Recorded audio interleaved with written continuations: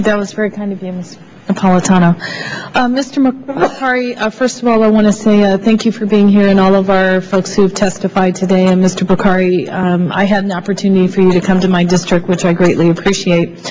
I'd like to build on Ms. Norton's request that this committee would receive a report or a map or something that gives us an overlay based upon what projects have actually been funded and how that relates to the unemployment and the economic under-stressed areas. I remember Ms. Edwards and I, when we first talked about supporting the stimulus package, many of us talked about having the commitment that the dollars were going to go into the unemployment areas, and that also the second question that I wanted to ask that wasn't in your testimony, and we talked about last time that we would get this time, and I don't see it, and that is what new contractors have been able to now play in this arena that were not currently working at the time when this all started.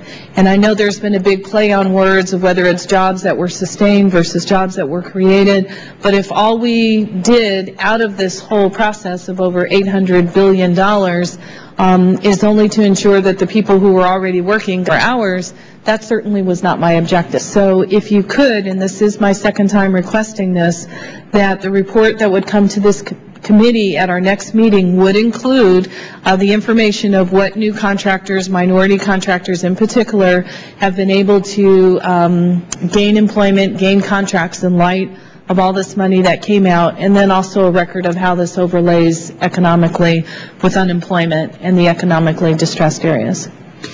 We will do that. We will need to get the contractor information from the recipients, but we'll work with them to do that. Okay. My next point is, I noticed I was a little surprised in your testimony. It gave a recap of what's happened with the money, but it didn't really talk about lessons learned. And because I unfortunately only have 3 minutes and the next thing I need to talk about is pretty important, I would just like to ask that you would forward to the committee, okay, in light of what we did with the stimulus, if we were to do something again, what would be some of the key things that you've now heard out across the country that would enable us to spend the money in the best way? And let me give you a couple of examples.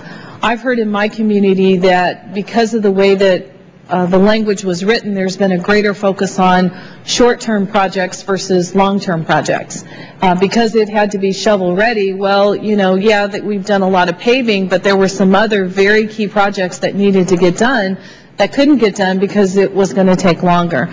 Also, there was an issue about funding being allowed for design and some of these other things. So I would just be very curious to hear what you have learned as you've been going out and about, and if you could supply it to this committee. Finally, I'd like to actually chime in to my colleague from Florida.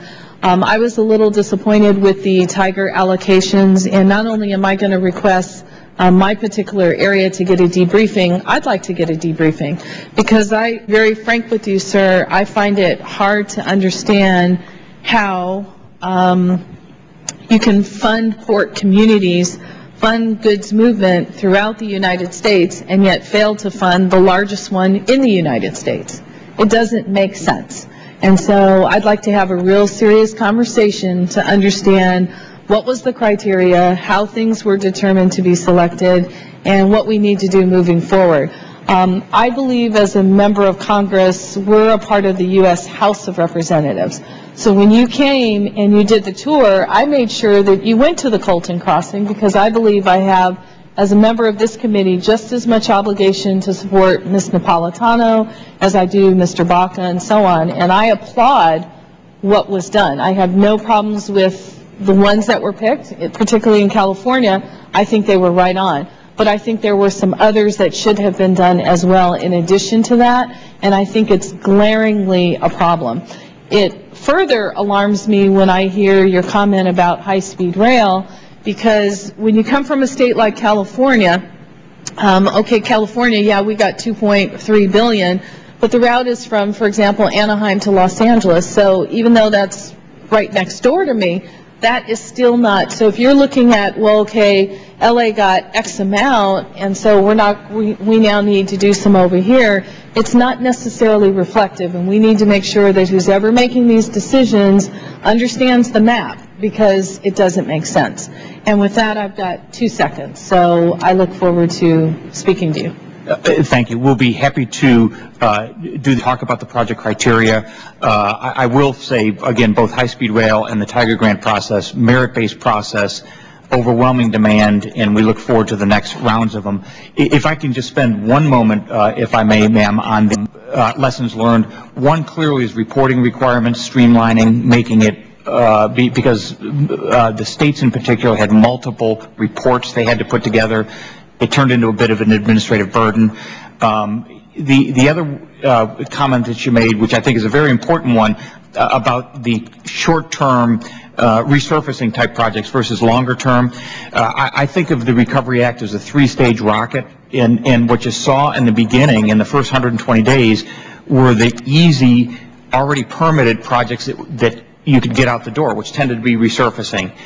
Next 120 days and leading up to now, you tended to see, and we're seeing now, much more complicated, much more expensive projects coming online that were close but not ready to go to bid in the first 120 days.